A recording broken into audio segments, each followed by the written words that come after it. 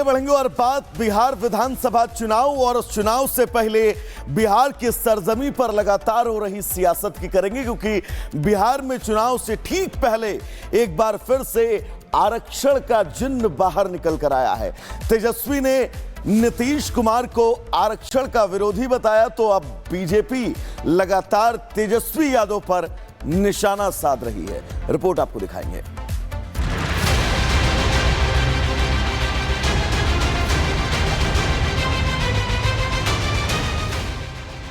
देश में जब जब चुनाव आता है, विपक्षी दल आरक्षण वाला राग अलापना शुरू कर देता है। लोकसभा में इंडी के नेताओं ने आरक्षण को मुद्दा बनाने की हर संभव कोशिश की। आरक्षण के बहाने बीजेपी पर निशाना भी साधा, लेकिन देश की जनता ने विपक्ष के एजेंडे को सिरे से नकार दिया। अब बिहार में चुनाव होने वाले हैं, तो तेजस्वी ने एक बार फिर आरक्षण के जिन्न को बाहर निकाल दिया। तेजस्वी ने नीतीश और बीजेपी दोनों को आरक्षण विरोधी बताकर धरना प्रदर्शन किया।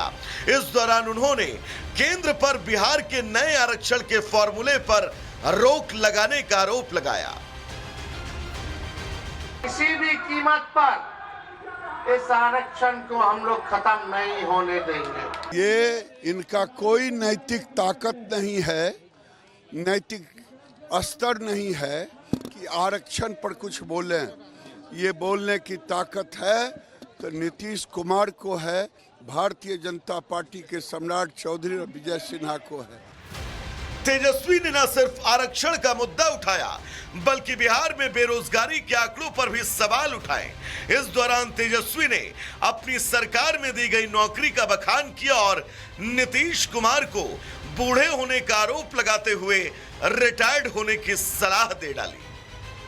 सिस्टम नकारा, सीएम थका हारा, अब बिहार भी कर रहा हमारा मारा। संस्कार विहीन प्रतिपक्ष के भाषा का कोई मर्यादा नहीं है। वो शायद भूल रहे हैं कि बिहार के अंदर आरक्षण देने का काम उनके पिताजी के शासनकाल में नहीं हुआ है। बिहार में चुनाव को लेकर एनडीए और इंडी गठबंधन दोनों तरह से जोर आजमाइश चल रही है।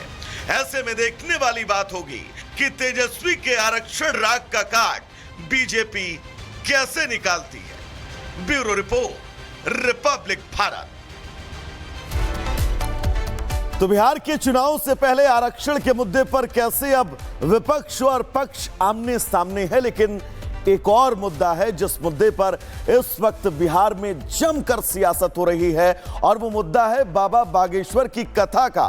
क्योंकि बाबा बागेश्वर की कथा को लेकर विपक्ष का यह कहना है कि सिर्फ और सिर्फ हिंदी वोटों के सेंटीमेंट के चलते इस कथा का आयोजन किया जा रहा है, और पक्ष का यह कहना है, बीजेपी का यह कहना है कि विपक्ष सिर्फ और सिर्फ हिंदू विरोधी चेहरा हर बार दिखाता है। रिपोर्ट आपको दिखाएंगे।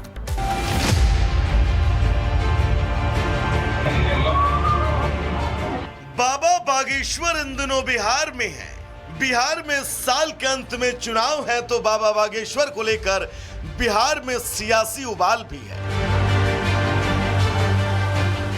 कहते हैं राजनीति में संयोग भी कुछ नहीं होता, बल्कि प्रयोग होता है, और लक्ष्य सत्ता में आना या फिर बने रहना होता है। बिहार की राजनीति तो इसका बहुत बड़ा उदाहरण रहा है। यहां समय समय पर नए राजनीतिक समीकरण बनने बिगड़ने के अनेकों उदाहरण हैं। ऐसे में जब बिहार विधानसभा चुनाव के करीब 6 महीने शेष रह गए, तो अभी से राजनीतिक सरगर्मी के साथ बिहार में अनेकों तरह की गहमा गहमी देखने को मिल रही है। एक और विधानसभा का बजट सत्र चल रहा है, तो इसी बीच बिहार में हिंदुत्व के बड़े झंडा बरदार बाबा बागेश्वर के दौरे ने सियासी पारे को गर्म कर दिया। बाबा बागेश्वर बिहार से हिंदू राष्ट्र की हुंकार भर रहे हैं।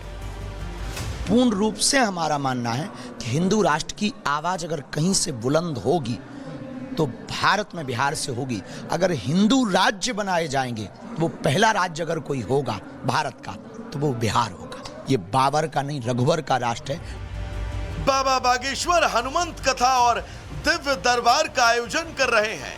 उनको सुनने के लिए लाखों की संख्या में लोग पहुंच रहे हैं और यही बात विपक्षी खेमे को बर्दाश्त नहीं हो रही। सियासत में टाइमिंग का बहुत महत्व है और विधानसभा चुनाव से पहले बिहार में बाबा बागेश्वर की एंट्री की टाइमिंग को लेकर भी अब सवाल उठ रहे हैं। विपक्ष इस बात से परेशान नजर आ रहा है। बाबा बागेश्वर की बिहार एंट्री विपक्ष को अब हजम नहीं हो रही। बाबा कौन बाबा, किस बाबा के बारे में बात कर रहे हैं? इसलिए और कोई बाबा आवा टावा आपको हम नहीं जानते हैं। ये पॉलिटिक्स है पूरे तरीके से।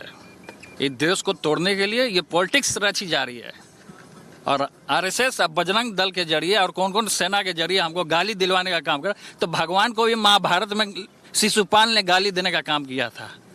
अंत में भगवान ने क्या किया? सुदर्शन चक्र चला।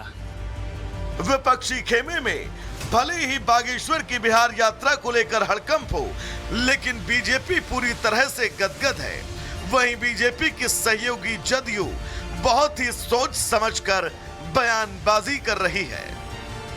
India is a secular and democratic state जहां सभी जाति धर्म के लोगों को रहने अपना काम करने की छूट है, कहीं कोई बंदिश नहीं है। ऐसे में किसी एक धर्म विशेष की बात करना, हिंदू राष्ट्र की बात करना बेमानी है। दरअसल बिहार में बाबा बागेश्वर न केवल हिंदू राष्ट्र की बात कर रहे हैं, बल्कि वो जात पात की दीवार को गिराने की भी बात कर रहे हैं। एक दीवार को आज मिटा डालो, जात पात की दीवार को मिटाकर भेदभाव की दीवार को मिटा दो। मंदिरों के बाहर लिखा है जूते चप्पल बाहर उतार कर आइए। हम चाहते हैं मंदिरों के बाहर लिखा हुआ मिले कि जात पात बाहर छोड़ करके आइए। दरअसल बिहार में जाति की राजनीति हावी रहती है। ऐसे में विपक्ष को लगता है कि हिंदुओं के नाम पर अगर जातियां एकजुट हो जाती हैं, तो फिर विपक्ष को नुकसान होगा और इसका सीधा फायदा एनडीए को।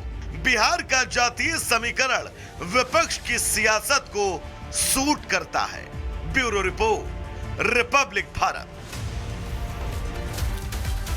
तो बाबा बागेश्वर इस वक्त बिहार में हैं और बिहार का दौरा उनका बिहार की राजनीति को उथल पुथल कर रहा है। लेकिन बाबा बागेश्वर ने न सिर्फ बिहार बल्कि उनका तो ये कहना है कि अगर उन्हें पाकिस्तान से भी निमंत्रण मिले तो पाकिस्तान में जाकर भी कथा करने को तैयार है। रिपोर्ट आपको दिखाएंगे।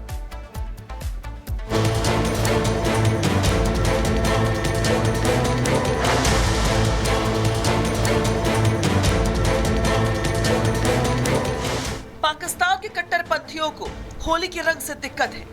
भारत में जहां सभी धर्मों को खुले तौर पर अपने त्योहारों को मनाने की इजाजत है, तो वहीं पाकिस्तानी हिंदू त्योहारों के खिलाफ जहर उगलते दिखाई देते हैं। मगर अब इन कट्टरपंथियों को जवाब देने के लिए बागेश्वर धाम के धीरेन्द्र शास्त्री ने हुंकार भर दी है।